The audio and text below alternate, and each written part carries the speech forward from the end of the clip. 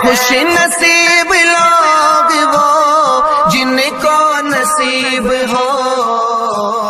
صحبت اللہ۔ راہ ولی میں وہ تاثیر دیکھی، بدلتی ہزاروں کی تقدیر دیکھی۔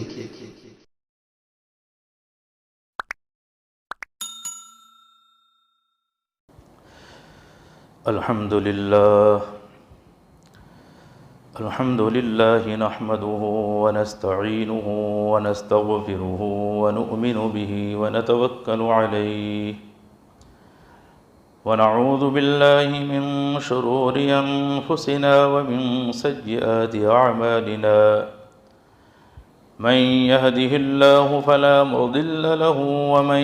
يضلله فلا هادي له ونشهد أن لا إله إلا الله وحده لا شريك له ونشهد أن سيدنا ونبينا ومولانا محمدا عبده ورسوله صلى الله تعالى عليه وعلى آله وأصحابه وبارك وسلم تسليما كثيرا كثيرا. أما بعد فأعوذ بالله من الشيطان الرجيم. بسم الله الرحمن الرحيم. إن الله لا يغفر أن يشرك به ويغفر ما دون ذلك لمن يشاء. وقال تعالى إن الشرك لظلم عظيم. وعن أبي هريرة رضي الله تعالى عنه قال قال رسول الله صلى الله عليه وسلم اجتنبوا السبع الموبقات. قالوا وما هن يا رسول الله صلى الله عليه وسلم؟ قال الشرك بالله والسحر وقتل النفس التي حرم الله إلا بالحق وأكل الربا وأكل مال اليتيم والتولي يوم الزحف وقتل المحصنات المؤمنات الغافلات، أو كما قال عليه الصلاة والسلام. صدق الله العظيم وصدق رسوله النبي الكريم، ونحن على ذلك لمن الشاهدين والشاكرين، والحمد لله رب العالمين. بزرگان محترم، عزیزان ملت، عزیز نوجوان بھائیوں، اللہ وحدہ لا شریک لہ کا بڑا انعام اور کرم ہوا کہ اس ذات وحدہ لا شریک لہ نے ہم تمام کو کچھ دین کی بات کہنے سننے کی توفیق عطا فرمائی. دعا کی جائے کہ اللہ جل شانہ زبان پر ایسی باتیں جاری فرمائیں جو ہم تمام کے لیے کارآمد اور مفید بن جائے اور کل قیامت کے دن ہم تمام کی نجات کا ذریعہ بن جائے. میرے بھائیو اور عزیزو، میں نے ابھی آپ حضرات کے سامنے خاتم النبیین، ختم الرسل، تاجدار مدنی، فخر دو عالم حضرت محمد الرسول اللہ صلی اللہ علیہ وسلم کی بے شمار اور ان گنت احادیث میں سے ایک حدیث تلاوت کی ہے. اس حدیث کو حدیث کی اکثر کتابوں میں محدثین کرام نے روایت کیا ہے. بخاری اور مسلم کے اندر بھی امام مسلم نے اور امام بخاری نے اس حدیث کو روایت کیا ہے. جناب محمد الرسول اللہ صلی اللہ علیہ وسلم سے اس حدیث کو روایت کر کر ہم تک پہنچانے والے جو صحابی ہے وہ حضرت ابو ہریرہ رضی اللہ تعالی عنہ ہے. حضرت ابو ہریرہ رضی اللہ تعالی عنہ ارشاد فرماتے ہیں کہ خاتم النبیین محمد الرسول اللہ صلی اللہ علیہ وسلم نے ایک مرتبہ صحابہ رضی اللہ تعالیٰ عنہ مجمعین کے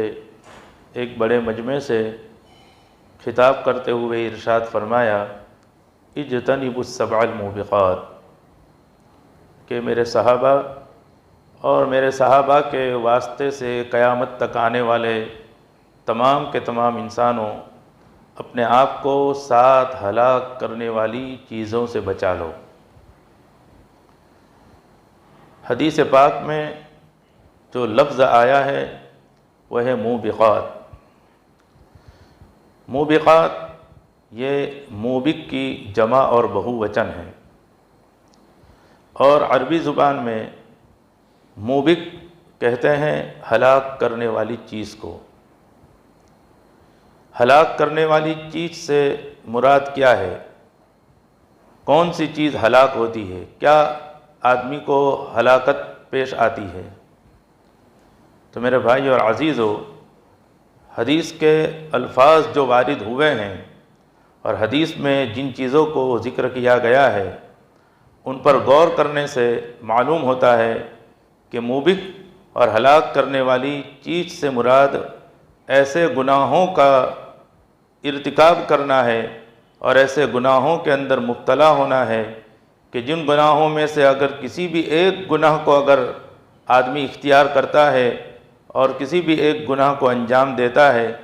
تو اس کی دنیا اور آخرت کا نقصان ہو جاتا ہے، گویا وہ دنیا اور آخرت کے اعتبار سے وہ ہلاکت کے اندر مبتلا ہو جاتا ہے۔ تو اللہ کے رسول حضرت محمد الرسول اللہ صلی اللہ علیہ وسلم ارشاد فرماتے ہیں کہ یہ لوگوں، تم اپنے آپ کو 7 ایسی ہلاک کرنے والی چیزوں سے کہ اگر تم ان کو اختیار کرتے ہو اور تم ان کے اندر مبتلا ہو جاتے ہو تو ایسی صورت میں تمہارا دنیا اور آخرت کا نقصان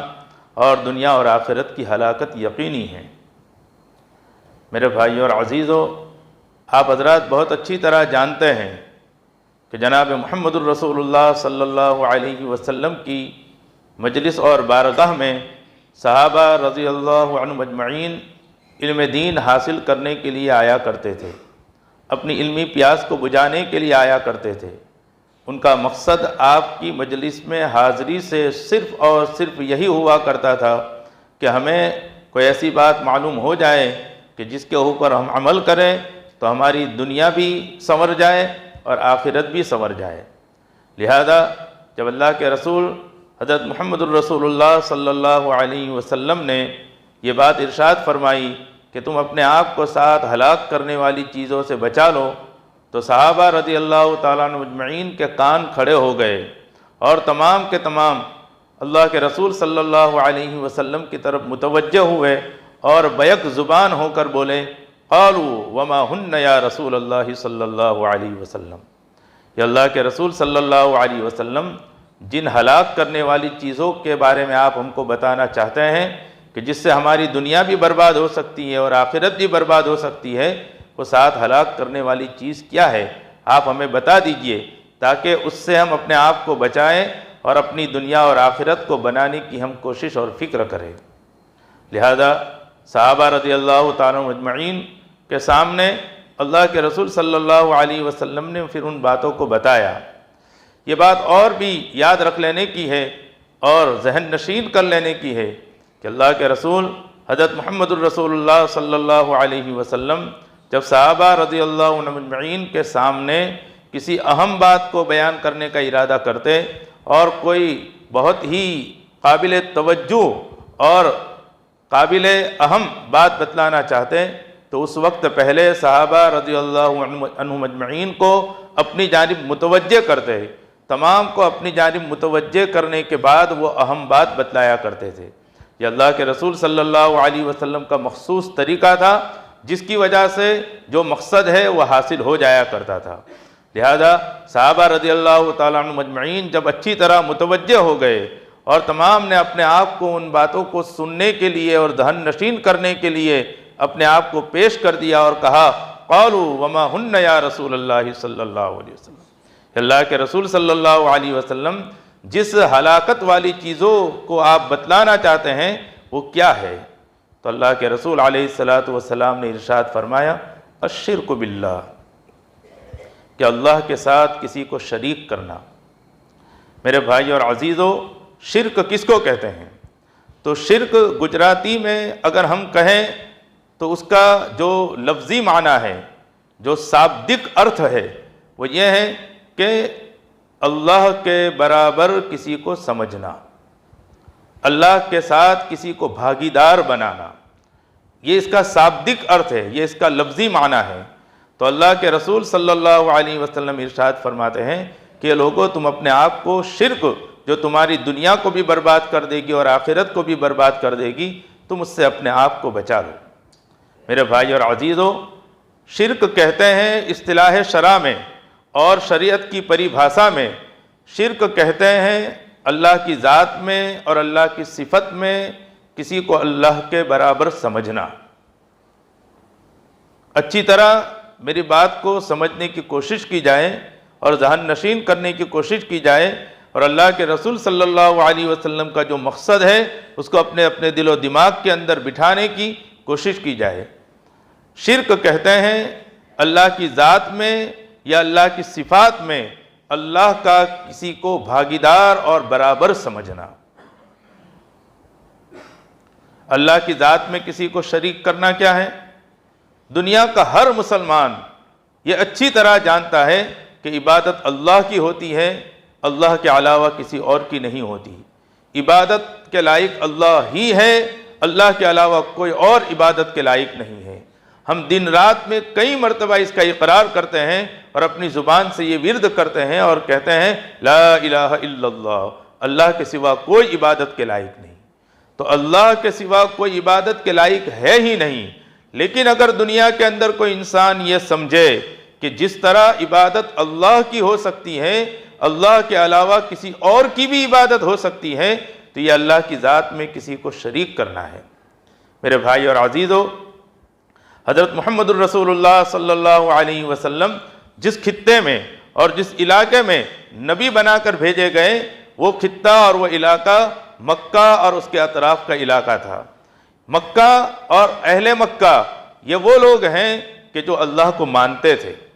قرآن مجید میں اللہ تبارک و تعالیٰ فرماتے ہیں کہ تم ان کو پوچھو کہ آسمان سے پانی کون برساتا ہے، تم ان کو پوچھو کہ زمین اور آسمان کے اندر ہواؤں کا چلانے والا کون ہے، تم ان کو پوچھو کہ آفتاب کون نکالتا ہے اور چاند کو کون نکالتا ہے، تو ان تمام کا جواب ہوگا کہ اللہ ہی نکالتا ہے۔ تو معلوم یہ ہوا کہ مشرکین مکہ اور کفار مکہ جو ہے وہ اللہ کو مانتے تھے اور اللہ کی وہ عبادت گویا کرتے بھی تھے، لیکن ان کا ماننا یہ تھا اور ان کا سمجھنا یہ تھا کہ جس طرح عبادت اللہ کی ہو سکتی ہے، اللہ کے علاوہ کسی اور کی بھی عبادت ہو سکتی ہے۔ تو کہیں وہ فرشتوں کی عبادت کرتے تھے، کہیں کسی اور کی عبادت کرتے تھے۔ یاد رکھیے کہ اللہ ہی عبادت کے لائق ہے، اللہ کے علاوہ کوئی عبادت کے لائق نہیں ہے۔ ہر مسلمان کو یہ بات اپنے دل و دماغ میں اچھی طرح بٹھا لینا چاہیے اور یہ سمجھ لینا چاہیے کہ دنیا کی کوئی بھی چیز عبادت کے لائق نہیں ہے۔ عبادت کے لائق اگر ہے تو صرف اور صرف اللہ ہی ہے، اللہ کے علاوہ کوئی اور نہیں ہے۔ تو عبادت میں اللہ کے برابر کسی کو سمجھنا، یہ اللہ کی ذات میں کسی کو شریک کرنا ہے۔ اللہ کی صفات میں کسی کو شریک کرنا، پیدا کرنے والا اللہ ہے، رزق کا دینے والا اللہ ہے، بارش کا برسانے والا اللہ ہے، چاند سورج کو نکالنے والا اللہ ہے، ہواؤں کا چلانے والا اللہ ہے، بیماری کا دینے والا اللہ ہے، بیماری سے شفا دینے والا اللہ ہے۔ یہ اللہ تعالیٰ کے عجیب و غریب صفاتی نام ہیں، خالق، مالک، قہار، غالب، یہ اس طرح کے بے شمار نام جس کو ہم یہ سمجھتے ہیں کہ اللہ تبارک و تعالیٰ کے 99 نام ہیں، تو دراصل یہ اللہ تبارک و تعالیٰ کے صفاتی نام ہیں۔ یہ سب کے سب اللہ کی صفات ہیں۔ جس طرح اللہ کی ذات میں اللہ کا کوئی برابر نہیں ہے، اسی طریقے سے اللہ کی صفات میں بھی کوئی اللہ کا برابر نہیں ہے۔ پیدا کرنے والا اللہ ہی ہے، اللہ کے علاوہ کوئی اور نہیں ہے۔ بیماری دینے والا اللہ ہی ہے، اللہ کے علاوہ کوئی اور نہیں ہے۔ بیماری سے شفا دینے والا اللہ ہی ہے، اللہ کے علاوہ کوئی اور نہیں ہے۔ بارش برسانے والا اللہ ہی ہے، اللہ کے علاوہ کوئی اور نہیں ہے۔ دنیا میں کوئی انسان یہ سمجھے اور یہ سوچے کہ جس طرح پیدا کرنے کے اوپر اللہ قادر ہے کوئی اور بھی پیدا کر سکتا ہے، بارش برسانے کے اوپر قدرت اللہ کو ہے، کوئی اور بھی بارش برسا سکتا ہے، شفا دینے والا اللہ ہے، کوئی اور بھی شفا دے سکتا ہے، بیماری دینے والا اللہ ہے، کوئی اور بھی بیماری دے سکتا ہے، روزی دینے والا اللہ ہے، کوئی اور بھی روزی دے سکتا ہے۔ دنیا کا کوئی بھی انسان اگر یہ سوچتا ہے تو یہ سمجھ لے کہ وہ اللہ کی صفات میں کسی کو اللہ کے برابر اور اللہ کا شریک سمجھ رہا ہے، اور یہ بھی شرک ہے۔ اور قرآن مجید میں اللہ تبارک و تعالیٰ نے صاف طور پر ارشاد فرما دیا، ان الشرک لظلم عظیم، کہ اگر تم اللہ کی ذات میں کسی کو شریک کرو گے یا اللہ کی صفات میں کسی کو شریک کرو گے تو یہ جرم عظیم اور بہت بڑا گناہ ہے، اور یہ وہ گناہ ہے کہ جس کے بارے میں اللہ تبارک و تعالیٰ نے صاف قرآن مجید میں ارشاد فرما دیا اور فرمایا، ان اللہ لا یغفر ان یشرک بہ ویغفر ما دون ذلک لمن یشاء، کہ اللہ تمہارے چھوٹے بڑے ہر طرح کے گناہوں کو معاف کرنے کے اوپر قدرت رکھتا ہے، اور امید ہے کہ وہ ضرور معاف کر دے گا، لیکن یاد رکھ لو کہ اللہ کی ذات میں یا اللہ کی صفت میں تم نے کسی کو ذرہ برابر بھی اللہ کے شریک بنایا اور اللہ کے برابر سمجھا تو اللہ تبارک و تعالیٰ اس گناہ کو ہرگز معاف نہیں کریں گے۔ دنیا کے اندر ایک انسان بہت تمناؤں کے ساتھ، بہت آرزوؤں کے ساتھ اور مستقبل کو بہتر سے بہتر بنانے کی نیت سے کسی عورت سے نکاح کرتا ہے، اور نکاح کر وہ اس کو اپنے گھر بار لاتا ہے، لیکن دنیا کے اندر یہ انسان جو بہت تمناؤں، بہت آرزوؤں اور بہت زیادہ قربانیاں دینے کے بعد کسی عورت کو جب اپنے نکاح کے اندر لاتا ہے، وہ عورت اگر تھوڑی دیر کے لیے، ذرہ بر اور لمحہ بھر کے لیے اپنی ذات کے اوپر شوہر کے علاوہ کسی کو ترجیح دینے لگے اور شوہر کے علاوہ کسی اور کو فوقیت دے اور تھوڑی دیر کے لیے اپنے اوپر کسی اور کو قدرت دے دے، تو دنیا کا یہ غیور انسان ذرہ برابر بھی برداشت کرنے کے لیے تیار نہیں ہے، اور وہ فوراً اس کو اس کے گھر کا راستہ دکھانے کے اوپر مجبور ہو جاتا ہے۔ میرے بھائی اور عزیزو، دنیا کی ایک چھوٹی سی محبت میں دنیا کا یہ انسان یہ نہیں چاہتا کہ اس کی بیوی اس کی محبت میں کسی اور کو شریک کرے، تو کیا اللہ تبارک و تعالی جو احکم الحاکمین ہے، خالق کائنات ہے، رب ذوالجلال ہے، ہم کو ہر اعتبار سے راحت اور آسانیاں پہنچانے والا ہے، وہ ذات کیا اس بات کو برداشت کر سکتی ہے کہ کوئی اس کے ساتھ ذرہ برابر بھی کسی کو شریک کرے؟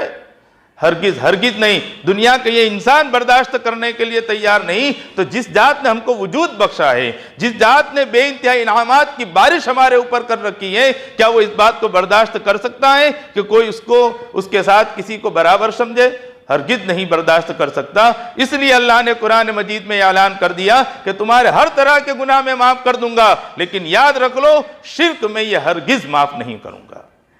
میرے بھائی اور عزیزوں، آج دنیا میں بے شمار انسان جانے انجانے اس شرک جیسے گناہ کے اندر مبتلا ہے، علم نہ ہونے کی بنا پر، اور ہماری طرف سے جیسی محنت ان کے دل و دماغ کے اوپر اور ان کے ایمان کے اوپر جیسی محنت ہونی چاہیے، ویسی محنت نہ ہونے کی وجہ سے دنیا کے اندر بسنے والے مسلمانوں میں سے بے شمار مسلمان یہ تو سمجھتے ہیں کہ عبادت اللہ ہی کی ہو سکتی ہے، کسی اور کی نہیں ہو سکتی۔ وہ اللہ کی ذات میں تو یقیناً کسی کو شریک نہیں کرتے، لیکن یہ دیکھا گیا ہے اور بار بار دیکھا گیا ہے کہ وہ اللہ کی صفات میں کسی کو شریک کرتے ہیں۔ کبھی اس چوکھٹ کے اوپر جا کر اپنی مرادیں مانگتے ہیں، کبھی اس چوکھٹ کے اوپر جا کر اپنی مرادیں مانگتے ہیں، کبھی یہ سمجھتے ہیں کہ یہ صاحب مزار جو ہے وہ رزق دینے کے اوپر قدرت رکھتے ہیں، یہ صاحب مزار جو ہے وہ اولاد دینے کے اوپر قدرت رکھتے ہیں، یہ صاحب مزار جو ہے فلاں مرض سے شفا دینے کا ان کو اختیار ہے۔ میرے بھائی اور عزیزوں، یہ اللہ کی صفات میں کسی کو برابر سمجھنا اور اللہ کی صفات میں کسی کو شریک کرنا ہے۔ ہمیں چاہیے کہ ہم اپنے آپ کو بھی اس طرح کے گناہوں سے بچائیں، اور ہمارے معاشرے میں اور آس پاس بسنے والے مسلمانوں میں سے اگر کوئی اس گناہ کے اندر مبتلا ہے تو پیار اور محبت سے اس کو سمجھا کر راہ راستے کے اوپر لانے کی کوشش اور محنت کرنے کی ضرورت ہے۔ آج ملک کے جو حالات ہیں، اس ملک کے حالات کو دیکھتے ہوئے بہت ہی زیادہ یہ واضح طور پر نظر آ رہا ہے کہ بہت سے مسلمان اور بہت سی لڑکیاں نہ جانے اور انجانے اس گناہ کے اندر مبتلا ہوتی جا رہی ہے۔ آج ہمارا حال یہ ہے اور ہماری ذبح حالی جو ہے وہ یہ ہے کہ ہم اپنے آپ کو تو بالکل سیف سمجھتے ہیں اور یہ سمجھتے ہیں کہ ہمارا ایمان بچا ہوا ہے، یہ بہت اچھی بات ہے، دوسرا وہ جانے اس کا کام جانے۔ میرے بھائی اور عزیزو، یاد رکھیے یہ سیلاب ہم تک بھی پہنچ سکتا ہے۔ اگر اس گناہ کے اندر ہم مبتلا نہیں ہوئے تو بہت ہی زیادہ خطرہ اس بات کا ہے کہ ہماری آنے والی نسل اس کے اندر مبتلا ہو سکتی ہے۔ اس لیے ہمیں اپنے اوپر بھی محنت کی ضرورت ہے اور ہماری آنے والی نسل کے اوپر بھی محنت کرنے کی ضرورت ہے۔ تو بہرحال 7 ہلاک کرنے والی چیزوں میں سے پہلی چیز جو جناب محمد الرسول اللہ صلی اللہ علیہ وسلم کی معجز بیان زبان سے صادر ہوئی اور نکلی، وہ ہے اللہ کی ذات میں یا اللہ کی صفات میں کسی کو شریک کرنا۔ یہ وہ گناہ ہے کہ جس سے تمہاری دنیا بھی برباد ہو سکتی ہے اور آخرت بھی برباد ہو سکتی ہے۔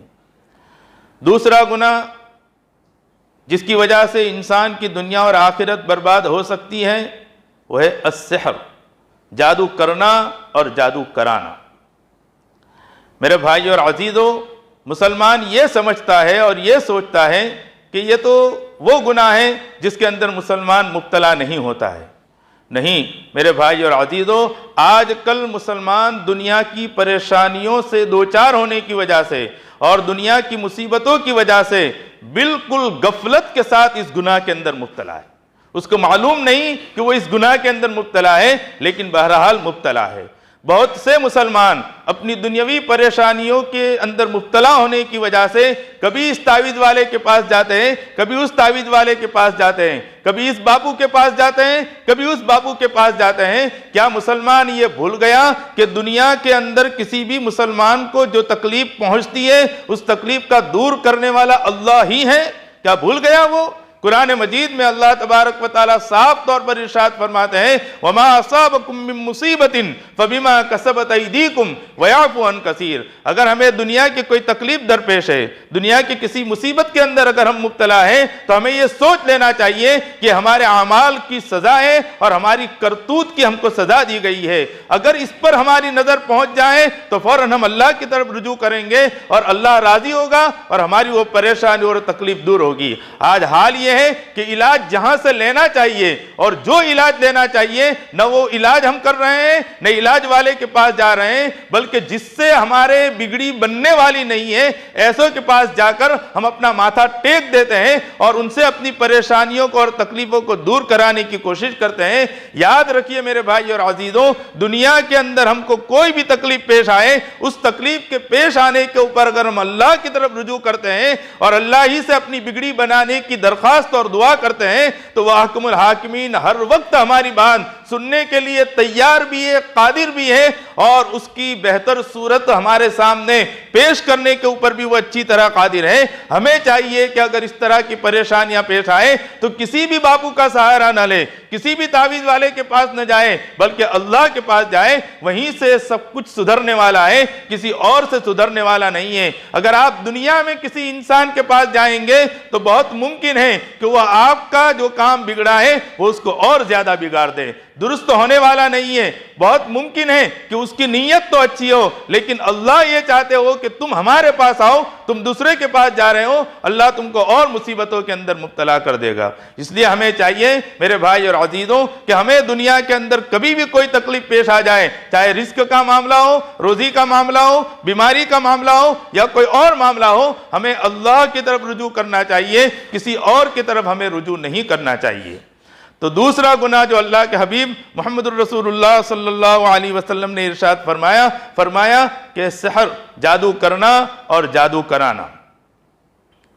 تیسرا گناہ جو اللہ کے رسول صلی اللہ علیہ وسلم نے ارشاد فرمایا وَقَتْلُ النَّفْسِ الَّتِي حَرَّمَ اللَّهُ إِلَّا بِالْحَقِّ، کسی ایسے انسان کو جس کے خون بہانے کو اللہ تبارک و تعالیٰ نے دوسرے انسان کے اوپر حرام کر رکھا ہے، اس طرح اگر کسی انسان کا خون جو ہمارے اوپر حرام ہے ہم اس کو قتل کر دیں اور اس کا خون کر دیں تو اللہ کے رسول علیہ الصلوۃ والسلام فرماتے ہیں کہ یہ ان گناہوں میں سے ایک ہے جس سے انسان کی دنیا بھی برباد ہو سکتی ہے اور آخرت بھی برباد ہو سکتی ہے۔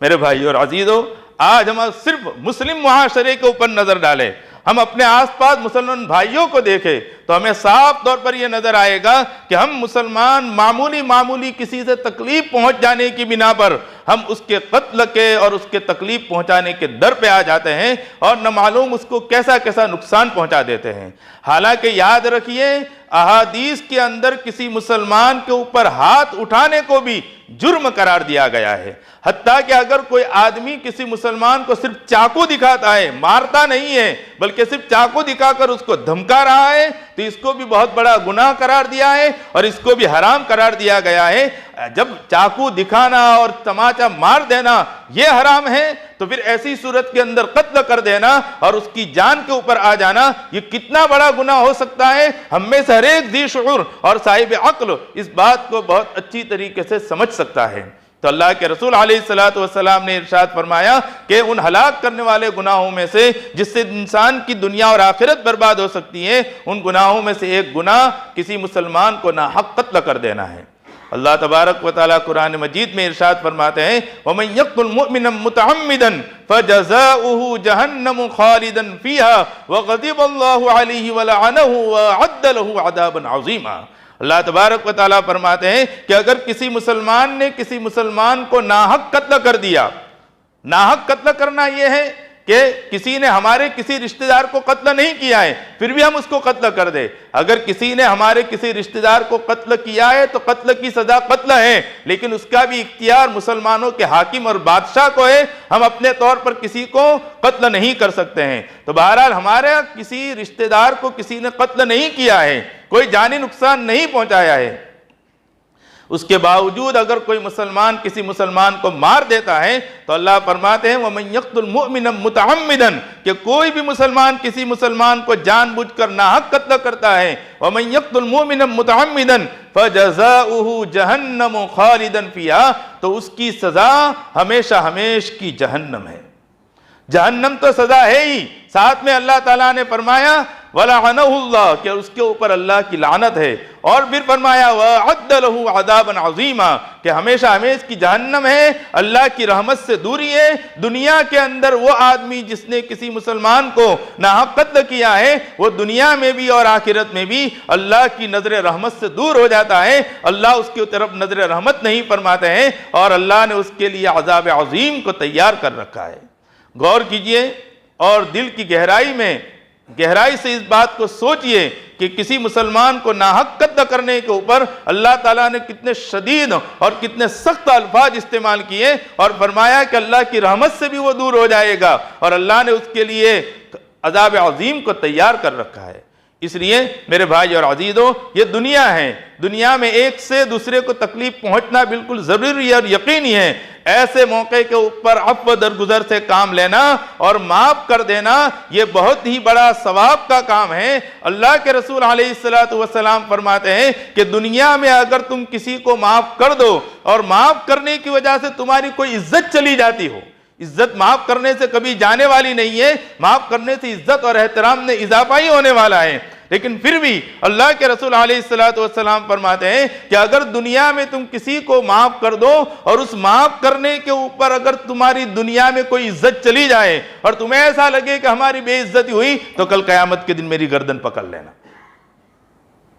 معاف کرنا بہت ہی بڑا ثواب کا کام ہے۔ چھوٹی موٹی تکلیفیں تو پہنچتی رہتی ہیں، ہم اپنوں کو معاف نہیں کریں گے تو کس کو معاف کریں گے؟ باپ اپنے بیٹے کو معاف کر دیتا ہے، بیٹا اپنے باپ کو معاف کر دیتا ہے، بھائی اپنے بھائی کو معاف کر دیتا ہے، تو ایک مسلمان دوسرے مسلمان کو معاف کرنے کے لیے کیوں تیار نہیں ہے؟ آخر وہ ہمارا اپنا دینی بھائی ہے، ہمارا اسلامی بھائی ہے، ہم اگر اس کے ساتھ خیر خواہی کا معاملہ اور بھلائی کا معاملہ نہیں کریں گے تو آخر کون کرے گا؟ اس لیے میرے بھائی اور عزیزوں، اگر دنیا میں کسی بھی مسلمان کو کسی سے کوئی تکلیف پہنچ جائے تو ایسی صورت میں معاف کرنے کو پروان چڑھائیں اور معاف کرنے کو رواج دے، اس سے تمہاری دنیا بھی بنے گی اور آخرت بھی بنے گی۔ اور اگر آپ اس کی کسی تکلیف کے در پر آ گئے اور اس کو کوئی تکلیف پہنچائی تو سمجھ لو کہ تمہاری دنیا بھی ضائع ہونے والی ہے اور تمہاری آخرت بھی ضائع اور برباد ہونے والی ہے۔ چوتھا گناہ جو اللہ کے رسول صلی اللہ علیہ وسلم نے ارشاد فرمایا وَأَكْلُ الرِّبَا، سود کا مال کھانا، حرام مال کھانا۔ میرے بھائی اور عزیزو، رزق حلال کی احادیث کے اندر بڑی فضیلت وارد ہوئی ہے، اور رزق حرام کی احادیث کے اندر بڑی سخت وعید وارد ہوئی ہے۔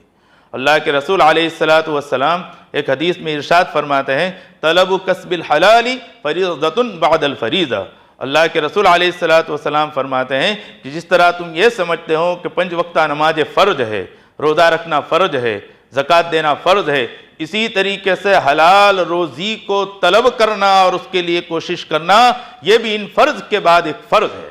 ہم یہ سمجھتے ہی نہیں ہیں، ہمارے دل و دماغ میں یہ بات ہے ہی نہیں۔ ہم یہ سمجھتے ہیں کہ کسی بھی طریقے سے بس ہمارے پاس مال آئے، مال ہم بٹورتے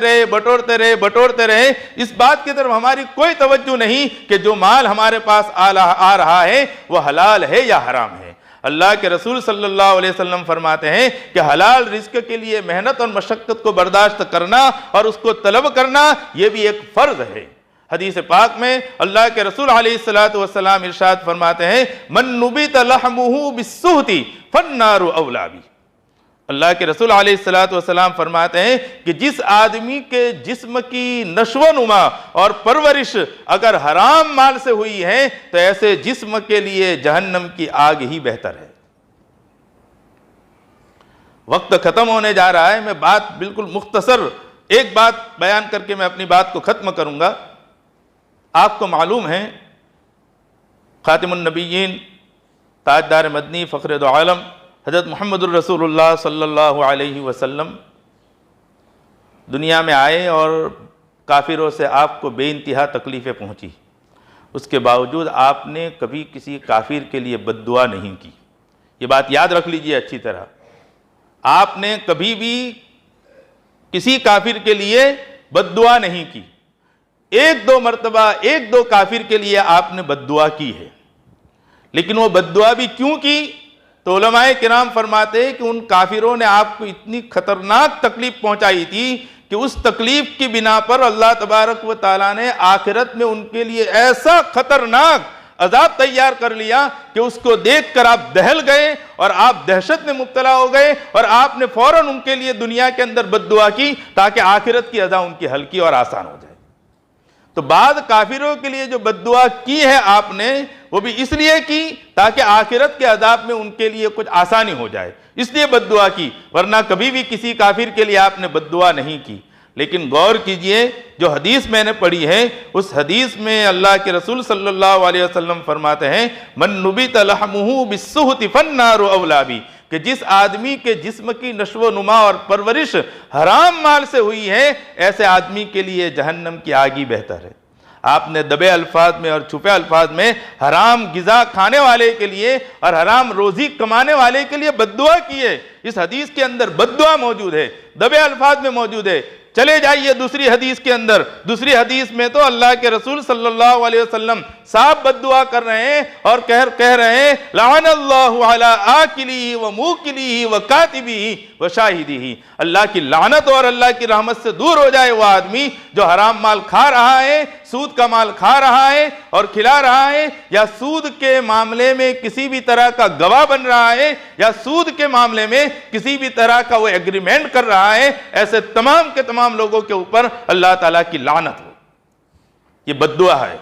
آپ نے کبھی کسی کافر کے لیے بد دعا نہیں کی، لیکن حرام مال کی بنیاد پر اللہ کے رسول علیہ السلام بد دعا فرما رہے ہیں۔ اس سے ہمیں اندازہ لگانا چاہیے کہ وہ رحمت للعالمین جو ساری دنیا والوں کے لیے رحمت بن کر آئے اور دنیا والوں میں سے کسی کو بھی کوئی تکلیف، چاہے معمولی تکلیف پہنچ جائے، آپ بالکل تڑپ اٹھتے تھے، اس کے باوجود حرام مال کھانے کو کھلانے والے کے لیے اللہ کے رسول صلی اللہ علیہ وسلم کہیں دبے الفاظ میں اور کہیں صاف الفاظ میں بد دعا کر رہے ہیں۔ تو اندازہ لگائیے کہ حرام مال کا کھانا اور کھلانا کتنا خطرناک گناہ ہے۔ اس وجہ سے میرے بھائی اور عزیزوں، خاص طور پر مسلمانوں کو چاہیے کہ اپنی آمدنی کے اوپر غور کریں اور یہ سوچیں کہ ہم کس طرح کما رہے ہیں، حلال ذریعہ آمدنی ہے یا حرام ہے۔ اگر حرام ہے تو اس سے آج ہی توبہ کر آج ہی اپنے آپ کو بچانے کی کوشش اور فکر کرنی چاہیے۔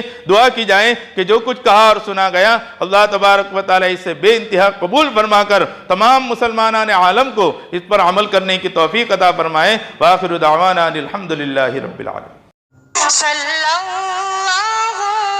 علیہ وسلم، صلی